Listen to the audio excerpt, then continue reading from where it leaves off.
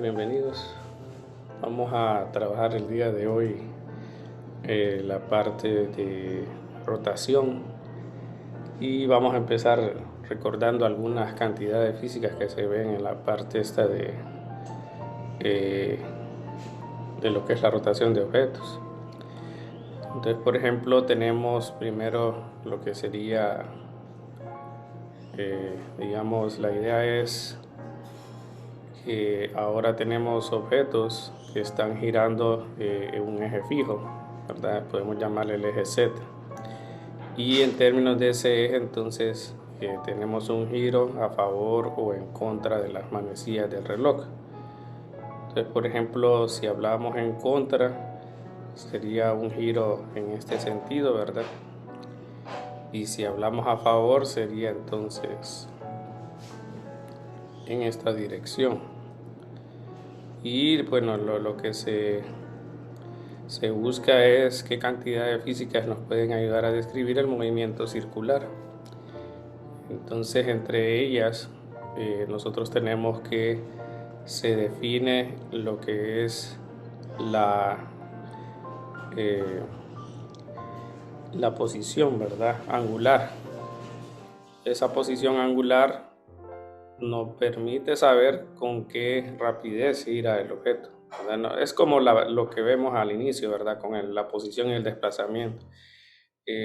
Por ejemplo, si nosotros tenemos el mismo disco, solo que colocado en el plano XY, entonces a nosotros nos puede interesar conocer la posición del objeto, ¿verdad? Entonces la podemos saber en términos de las coordenadas X y Y, pero también la podemos trabajar en términos de lo que es la posición angular. En este caso lo que hacemos es definir este ángulo, ¿verdad? Que sería básicamente el ángulo que se forma entre lo que es el eje X y el punto.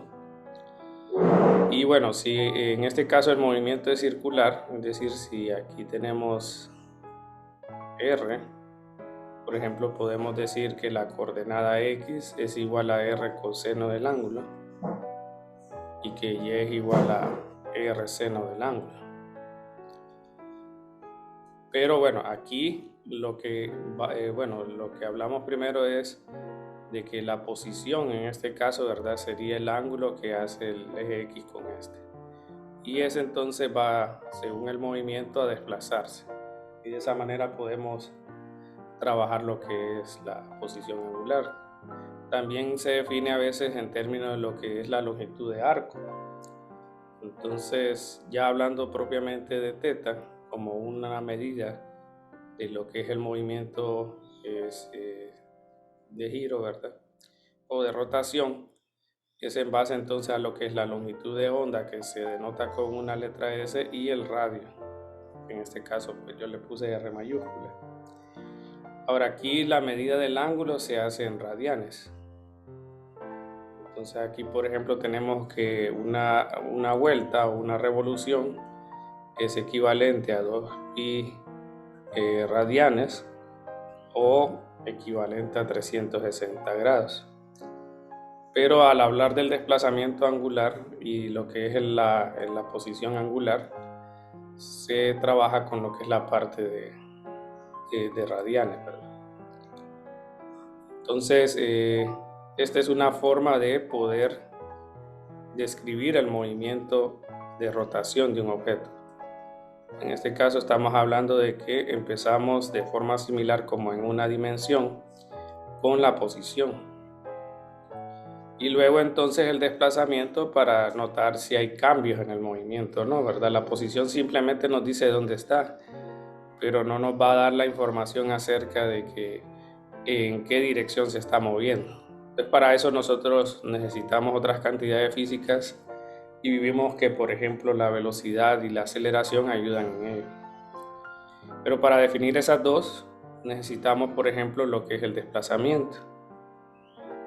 Entonces, de forma similar tenemos varias formas el desplazamiento nos indica alguna información adicional al contrastarlo con la posición, ¿verdad? la notación es de esta forma, ¿verdad? Y básicamente sería la diferencia entre las posiciones angulares. Entonces, bueno, como les decía, en este caso hay una cierta convención en cuanto a lo que es la parte esta de que si es giro a favor o en contra. Aquí, por ejemplo, si se mide el ángulo en contra de las manecillas, usted lo va a definir como positivo. Si, digamos, nosotros definiéramos el ángulo aquí, ya entonces lo colocaríamos con signo negativo o menos θ. Eso sí es a favor, ¿va? Entonces en base a eso tenemos lo que es el desplazamiento angular.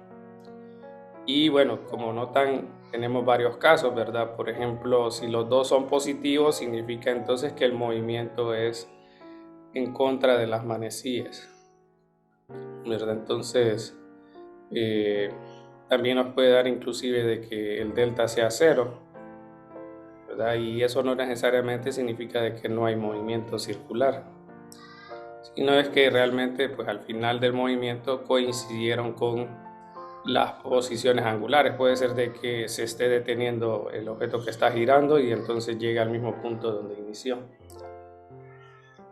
Entonces, bueno, ese es el desplazamiento angular. Ahora, por ejemplo, con el desplazamiento angular, o sea, siempre se maneja la manera análoga de lo que es el movimiento en una dimensión. Entonces aquí, por ejemplo, nosotros podemos definir lo que es la velocidad angular promedio como lo que sería el cambio de posición o el de desplazamiento angular con respecto al tiempo. Ya aquí nos puede decir entonces la rapidez de giro. Ustedes notan aquí pues las unidades, nosotros miramos que esto es pues, radianes sobre segundo. Y bueno, esta es la velocidad angular promedio, pero a veces se puede necesitar, ¿verdad?, saber la velocidad angular en momentos precisos. Ahí viene la misma definición, ¿verdad?, similar a la de la velocidad lineal. Si nosotros tomamos lo que son intervalos de tiempo muy pequeños, pues vamos a llegar a ajustar la recta secante, ¿verdad?, que une esta definición de velocidad promedio a lo que es la recta tangente. Entonces, si hablamos instantánea, nosotros hablaríamos que sería la derivada de la posición angular con respecto al tiempo. Ya si este es positivo, entonces podemos hacer las relaciones similares a las de cinemática.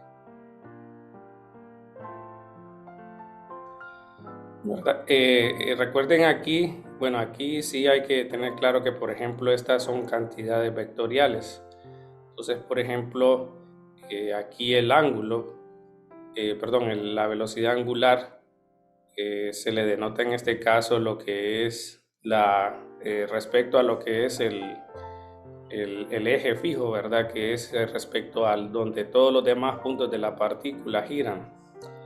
Entonces, por ejemplo, aquí en realidad nosotros tenemos que tanto omega como la aceleración angular también son cantidades vectoriales. Entonces, por ejemplo, si tenemos que, por ejemplo, el delta θ es positivo, significa que el objeto se está moviendo a lo que es sentido contrario de las manecillas, y entonces la convención sería que en este caso omega sería positivo y estaría en z unitario positivo, ¿verdad? Y en el caso contrario, pues dirigido abajo del eje z. Entonces, bueno, eso sería en cuanto a la velocidad angular. De aquí se desprenden, como les decía, las ecuaciones similares a las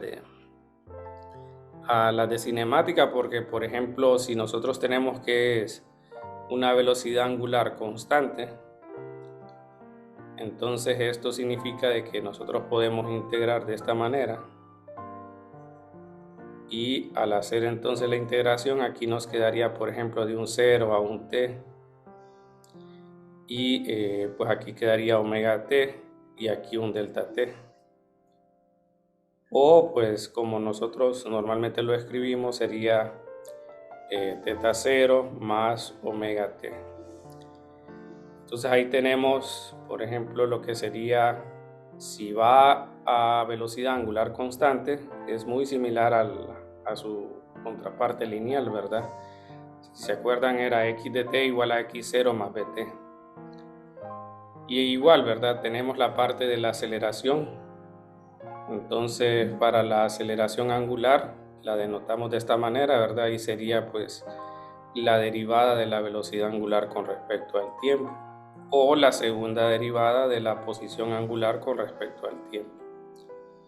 Y de aquí pues si la aceleración es constante, entonces también podemos llegar a las ecuaciones, les decía, las ecuaciones similares a las que tenemos en cinemática, ¿verdad? Entonces, por ejemplo, aquí solo voy a hacer este de omega.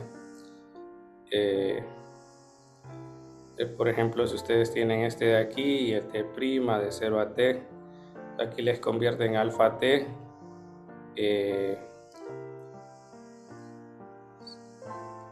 Perdón, aquí lo que puedo cambiar es, sí, aquí tengo d omega, alfa constante. Sí, esta es una de ellas. Este sería omega 2 menos omega 1, pongámosle. Le pueden poner omega 0 igual, ¿verdad? Y se puede escribir este solo como omega. Entonces sería omega de t igual a omega 0 más alfa t, que sería el equivalente de la velocidad final y todo lo demás, ¿no? Y bueno, de ahí se desprenden las demás ecuaciones de forma similar a las que hicimos en cinemática. Bueno, entonces eso es en cuanto a lo que es el movimiento circular, ¿verdad? Entonces tenemos varias ecuaciones que podemos usar. Por ejemplo, también teníamos en el caso, por ejemplo, con la relación entre lo que es la velocidad lineal y la tangencial, la velocidad lineal y la angular. Entonces, por ejemplo, si tenemos que la longitud de arco se define como el radio por el ángulo, aquí estamos hablando entonces de que la razón de cambio con respecto al tiempo de estas cantidades sería de esta manera, ¿eh? R es una constante y este va cambiando según lo que hemos visto ahí arriba. Entonces, por ejemplo, aquí tenemos que la velocidad tangencial es igual al radio por omega. Es una relación que se usa normalmente en el movimiento circular. Y bueno, entonces aquí tenemos que, por ejemplo, si seguimos derivando este sería entonces la aceleración tangencial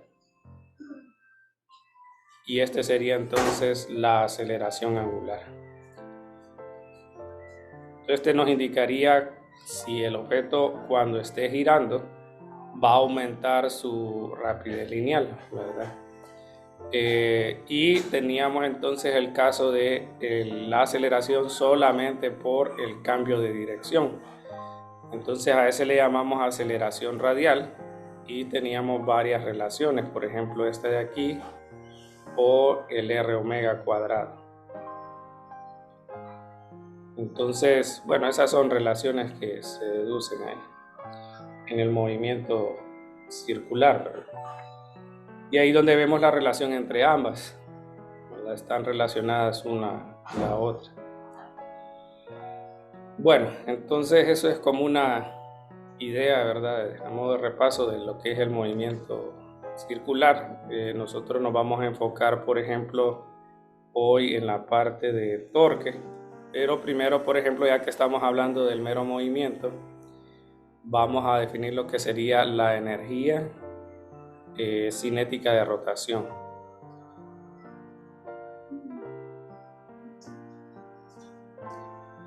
Entonces, en este caso tenemos que,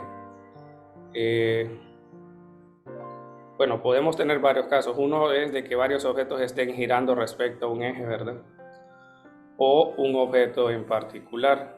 Entonces, en el caso que, por ejemplo, nosotros estábamos colocando al inicio era como un disco, ¿verdad? Digamos que este es un disco y pues cada una de estas partículas se mueve. Si lo pudiéramos separar en pequeñas porciones, ¿verdad? Llamadas m sub i, tendríamos entonces que, por ejemplo, debido al radio, tienen pues diferente velocidad tangencial. Pero aquí todo el disco, miraríamos que, por ejemplo, se movería a la misma velocidad angular cada una de estas partículas. Entonces, lo que podemos hacer, o lo que hacen normalmente en los textos, es que para definir la energía cinética de rotación, pues asumen, ¿verdad?, lo que es la velocidad tangencial de cada una de ellas. Entonces aquí tendríamos, por ejemplo, un medio, tendríamos que colocar un medio de la masa de cada una de ellas por BI, ¿verdad? Cuadrado, digamos tangencial. Y sumaríamos cada una de las contribuciones hasta completar la masa del disco, ¿verdad? Entonces, por ejemplo, aquí tendríamos de I igual a 1 hasta lo que es N. Y en este caso, nosotros vamos a tener un análogo a como lo vimos nosotros en la traslacional. Por ejemplo, en la traslacional tenemos que es un medio de la masa por lo que es la rapidez al cuadrado. Entonces aquí una medida similar a lo que es la masa del objeto es lo que nosotros vamos a llamar la inercia, el momento de inercia. Ese es, pues, por ejemplo, se define como la tendencia de un objeto a detener su estado de movimiento, ¿verdad? Por ejemplo, si usted tiene un objeto que no está girando al inicio, va a haber una inercia que impida que usted empiece a hacer mover o rotar ese objeto. O si ya está en movimiento, habrá una inercia para detenerlo, ¿verdad? Entonces, lo mismo en aceleración, cuando lo vemos en el movimiento lineal o con las relaciones de cinemática. Entonces, aquí para la rotacional se define lo que es el momento de inercia. Si nosotros estamos hablando de partículas puntuales, es decir, que no es un disco, sino que son, por ejemplo, un sistema de planetas girando sobre un eje, ¿verdad? O 3 o más partículas girando sobre eso, ¿verdad? Entonces vamos a tener que, podemos usar esta relación, ¿verdad? Como la sumatoria de las contribuciones en este caso. Bueno, aquí me falta todavía simplificar un poco porque si ustedes notan, todos se mueven a la misma velocidad angular. Entonces aquí nosotros tendríamos un medio de MI y si usamos la relación de que B es igual a R omega, nos quedaría entonces un RI cuadrado y un omega cuadrado, pero omega cuadrado es constante, puede salir de esta sumatoria igual que un medio. Entonces se define como el momento de inercia entonces como esta cantidad. Y este sería entonces para masas puntuales. Nosotros podríamos calcular la inercia del sistema mediante esta relación para masas puntuales. Ya para el caso del disco, entonces lo que se trabaja es, por ejemplo aquí es N. Entonces para poder abarcar todo, ¿verdad? Pues aquí tendríamos que N tendería a lo que es al infinito para hacerlo cada vez pues más pequeño, ¿verdad? Lo que sería la distribución de masa. O sea, nosotros aquí estamos solo colocando un puntito representativo, ¿verdad? Pero en realidad este es un delta de masa, ¿verdad? Y aquí pues en realidad debería ser un delta M. Pero pues para poder abarcar todo el disco, ¿verdad? Entonces tendríamos que hacer pues esas consideraciones, ¿verdad? Y por eso cuando hablamos de ya distribuciones de masa, es decir, discos, esferas, cuestiones así, el momento de inercia se reescribe de esta manera, ya de una forma integral, y sería entonces de la forma r cuadrado de m. Entonces este sería para distribuciones de masas, o masas continuas le voy a poner. Bueno, Entonces, bueno, no sé si hay preguntas hasta este momento, me avisan.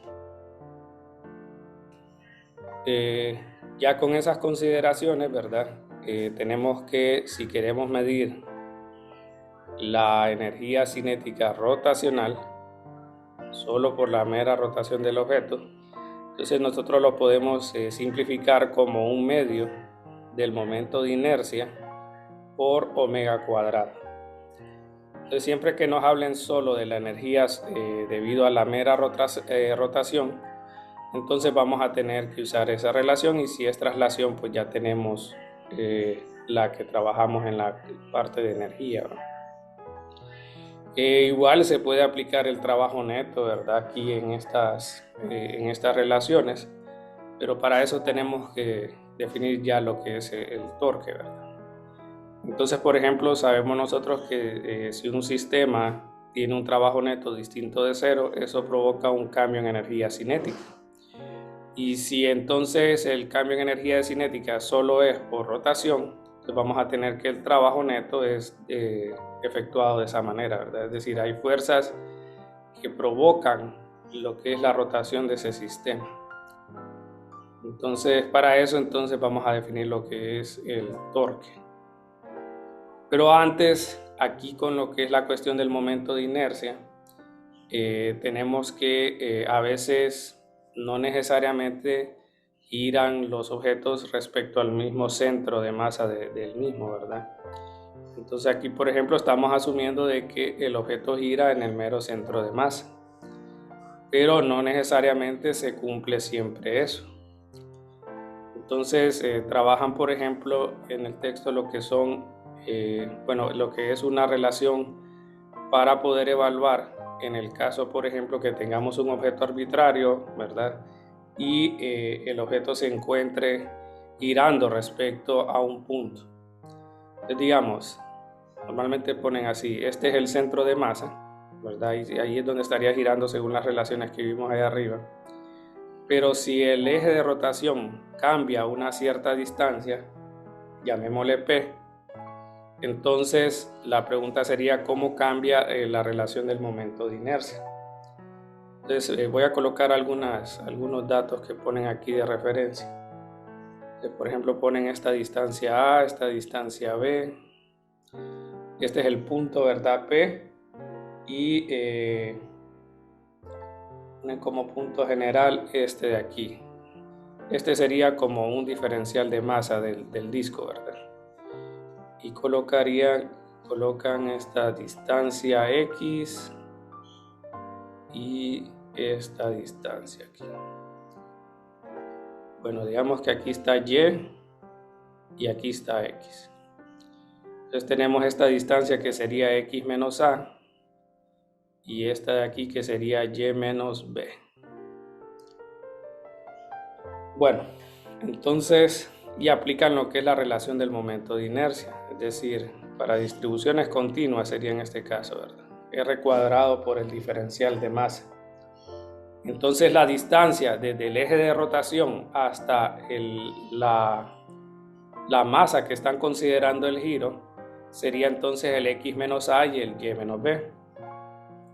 Entonces aquí se convierte este R cuadrado, si ustedes notan sería R la distancia que hay entre estos dos puntos, entre el eje de rotación nuevo, el P, y donde estamos ubicando el diferencial de masa cuyo giro estamos analizando, ¿verdad? Para calcular el momento de inercia. Entonces, por ejemplo, tenemos X menos A al cuadrado más Y menos B al cuadrado, todo por el dm, ¿verdad? Entonces, todo esto es el equivalente al R cuadrado. Entonces, al hacer las relaciones de los polinomios esos, ¿verdad? Ustedes notan que queda X cuadrado de M más, bueno, voy a colocarlo así de una sola, aquí así, X cuadrado menos 2AX más A cuadrado de M. Y aquí, por ejemplo, quedaría Y cuadrado menos 2BY más B cuadrado de M. Entonces, hay ciertas cantidades que se pueden agrupar. Por ejemplo, agrupan normalmente estas dos. Y por ejemplo, AX de M menos 2BY de M, y de ahí A cuadrado más B cuadrado, todo esto por el dm. Entonces, por ejemplo, para la definición de centro de masa, la posición de centro de masa, nosotros tenemos, por ejemplo, que es de la forma 1 sobre m, la integral de x de m para distribuciones de masa, igual para y para z, ¿verdad? Si el objeto estuviera en más dimensiones. Entonces, por ejemplo, aquí, ¿qué pasa con el segundo y el tercer término? Si ustedes notan, aquí yo puedo despejar y me queda que el x de centro de masa por m mayúscula, que sería la masa del disco, ¿verdad? O del objeto, es equivalente a la integral de x de m, que es esto que tenemos acá. Pero para nosotros, según la referencia, el x de centro de masa está en 0, igual y, ¿verdad? Entonces, por eso, estas dos cantidades se hacen 0. Y solo nos queda entonces lo que sería pues esta ecuación de aquí y la otra. Entonces, bueno, entonces de ahí podemos ver lo que sería la traslación, ¿verdad? De lo que sería lo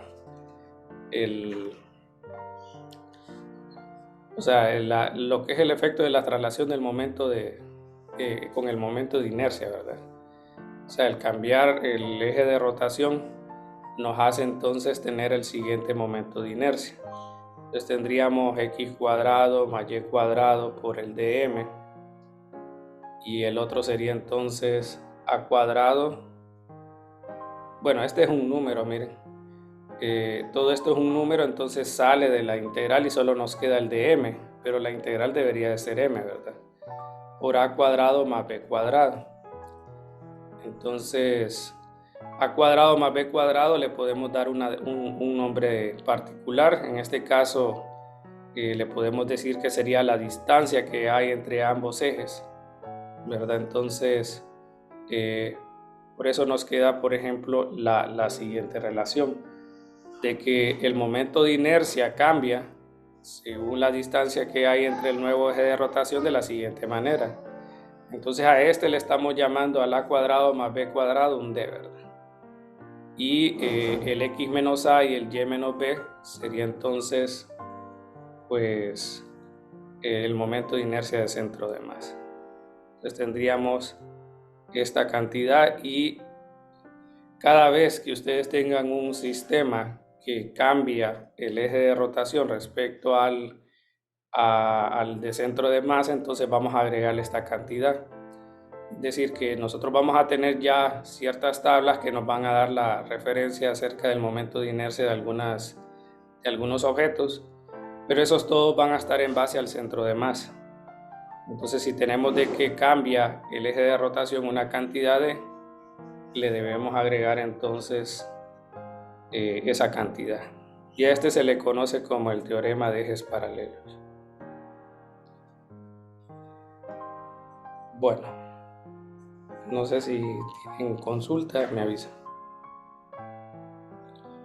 Bueno, recuerden que este se define como el momento de inercia en el centro de masa, que al final lo que le están diciendo es que, por ejemplo, ¿quién es x, verdad? X es, o sea, x cuadrado y x y y es la distancia que hay desde el centro de masa hasta donde está el dm, ¿verdad? Entonces, todo este vector verde, su magnitud sería x cuadrado más y cuadrado a la 1 medio. Pero como aquí lo que ocupamos es r cuadrado según la definición de momento, entonces por eso es que estamos definiendo nosotros que pues este es el momento de inercia en el centro de masa. Bueno, entonces para el torque vamos a trabajar la definición y algunos comentarios sobre los cálculos, ¿verdad? Entonces, por ejemplo, el torque es la tendencia, podríamos decir, de los objetos a poder girar. Nosotros lo podemos ver fácilmente, por ejemplo, cuando abrimos una puerta, sobre todo si la puerta es grande o de un material denso, ¿verdad? Podemos notar de que si nosotros no la abrimos respecto a la perilla, entonces se va a hacer más difícil de poder abrirlo, ¿verdad? Es decir, si nosotros quisiéramos abrir una puerta cerca de las bisagras, notaríamos nosotros de que el esfuerzo que tenemos que hacer es mayor. Entonces esa es la idea en cuanto a la medición del torque, ¿verdad? El torque nos va a dar esa tendencia de giro. Entonces, por ejemplo, aquí, si ustedes notan, tenemos un punto fijo, o sea que esta regla está fijada en esta parte, y si nosotros liberamos esto, notamos de que hay una tendencia de giro en contra de las manecillas del reloj. Pero si vengo yo y coloco noto de que no hay ningún efecto, ¿verdad?, en lo que es la nivelación de los dos objetos. Pero si yo empiezo a desplazar respecto a este punto el extintor, entonces vemos de que se va dando un efecto de compensación. Ya aquí ya estamos viendo otra cantidad que es diferente a lo que nosotros hablábamos con la cuestión de fuerza, ¿verdad? Porque aquí, por ejemplo, diríamos nosotros, bueno, ¿por qué no se desplaza el objeto, verdad? Porque, bueno, aquí hay una fuerza que está ejerciéndose, que está equilibrando esto, que permite que el objeto no se mueva de forma traslacional, ¿verdad? Y hay equilibrio.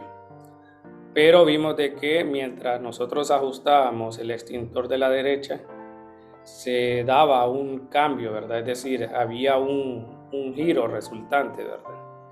Hasta que ahora ya vemos de que ambos están nivelados. Entonces tenemos aquí pues lo que serían dos tipos de equilibrios.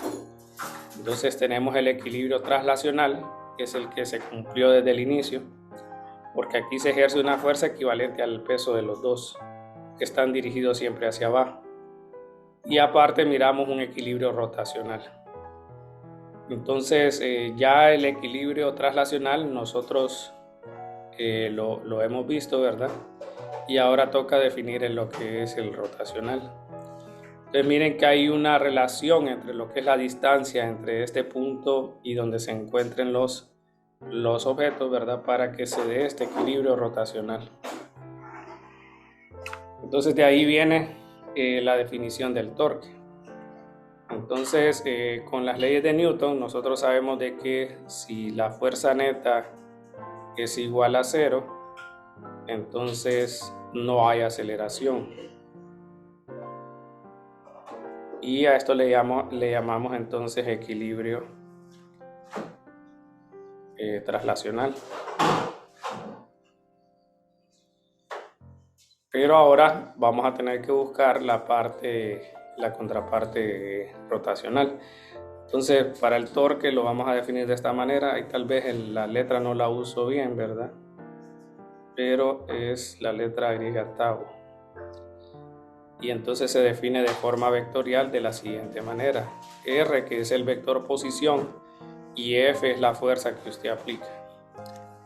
Entonces digamos en este dibujo lo que tenemos es lo siguiente. Entonces, por ejemplo, recuerden que el vector posición depende de lo que es el marco, el sistema de coordenadas que usemos, o el marco de referencia. Entonces, por ejemplo, aquí vamos a usar este de aquí. Este va a ser como nuestro plano cartesiano. Normalmente solo lo denotamos con un O, ¿verdad? Y pues ¿cómo sería el vector posición para estos dos? Entonces tendríamos, por ejemplo, este de aquí a la izquierda y este de aquí hacia la derecha. Entonces este sería el vector R, digamos, del primero, y este sería el vector R del segundo. Entonces el vector R1, si aquí definimos X, ¿verdad?, como el eje, tendríamos que el primero se encuentra en menos 1.75 X unitario, y R2 estaría en 1.75 positivo X unitario. Cuando ponemos esta X, estamos nosotros refiriéndonos a lo que es el producto vectorial o producto cruz. Entonces, lo que tenemos aquí es que la fuerza para ambos, porque es el mismo extintor, ¿verdad? Es en este caso el peso.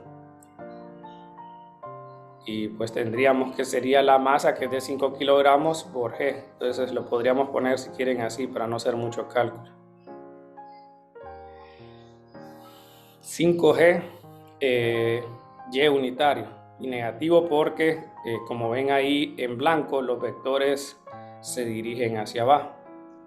Entonces, con esta definición de torque, nosotros lo podemos hacer de varias formas, ¿verdad? Una sería con la regla de la mano derecha, otra sería usando lo que son los conceptos de vectores que sabemos nosotros en cuanto al producto cruz, ¿verdad?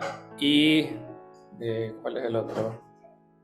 Sí, y la forma general la otra forma que definen el producto vectorial es en términos del determinante. Entonces, las tres son la misma forma de calcular, ¿verdad? El torque, pero a veces se le puede hacer un poco más pues fácil, ¿verdad? Trabajar con cualquiera de esas formas. Por ejemplo, si trabajamos con las partes vectoriales, como la definición del producto cruz, bueno, de la magnitud. Por ejemplo, si tenemos el producto cruz de A con B y usted quiere sacar la magnitud, calcular la magnitud, entonces tendríamos que sería la magnitud de A, la magnitud de B y el seno del ángulo. El ángulo entre estos dos vectores, ¿verdad? Es decir, que usted tiene aquí A, usted tiene aquí B, y el ángulo que estamos diciendo es este. Y el producto cruz es un vector que es perpendicular a A y a B. Entonces esta es una forma, miren. Y si usamos eso, sabemos nosotros de que si, por ejemplo, tenemos X cruz X, el ángulo entre ellos es 0. Entonces aquí, por ejemplo, tendríamos el vector 0. Y lo mismo pasa si tenemos Y con Y, Z con Z. Pero ¿qué pasa si usamos X con Y? ¿Verdad? Entonces aquí podemos ver de que si tuviéramos nosotros X en esta dirección y Y en esta dirección, pues el vector resultante sería Z. Si cambiamos la dirección, entonces va a ser el mismo vector Z, solo que el dirigido hacia abajo. Entonces, por ejemplo, tenemos este y tenemos, por ejemplo, este, que sería menos Z unitario. Y lo mismo pasaría con las otras configuraciones. Por ejemplo, a veces usan, me parece como esta reglita, algo así, no me acuerdo cómo es que lo usan, Y y Z, como para saber el producto cruz. Por ejemplo, si lo hacemos en este XY, nos da Z. No sé si lo estoy dibujando bien, ¿va? Pero sería algo así, X cruz Y es Z, Z cruz X es Y, Y cruz Z es X, y así, ¿verdad? Y si lo hacen al revés, Z cruz Y sería X, pero negativo porque va en dirección contraria a la flechita, ¿verdad? Entonces, esa es una forma de calcular esta cantidad física, ¿verdad? Recuerden, lo que estamos diciendo es que es la tendencia de hacer girar a un objeto respecto a un punto o a un pivote. Solamente aquí, miren, me gustaría que me dijeran, por ejemplo, qué unidades le asignarían ustedes al momento de inercia, porque también vamos a hablar de las unidades del torque. Entonces, se me escapó hablar de las unidades del momento de inercia. ¿Cuál sería entonces, por ejemplo, en el sistema internacional o en el sistema inglés? ¿Qué unidades le agregarían ustedes al momento de inercia?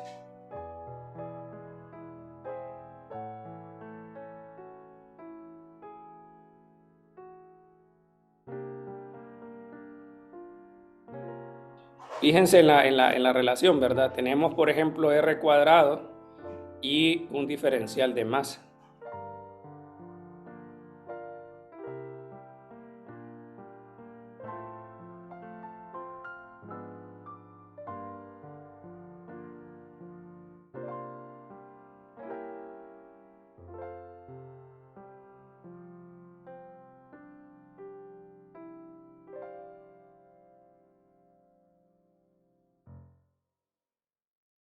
¿Qué unidades se le ocurren?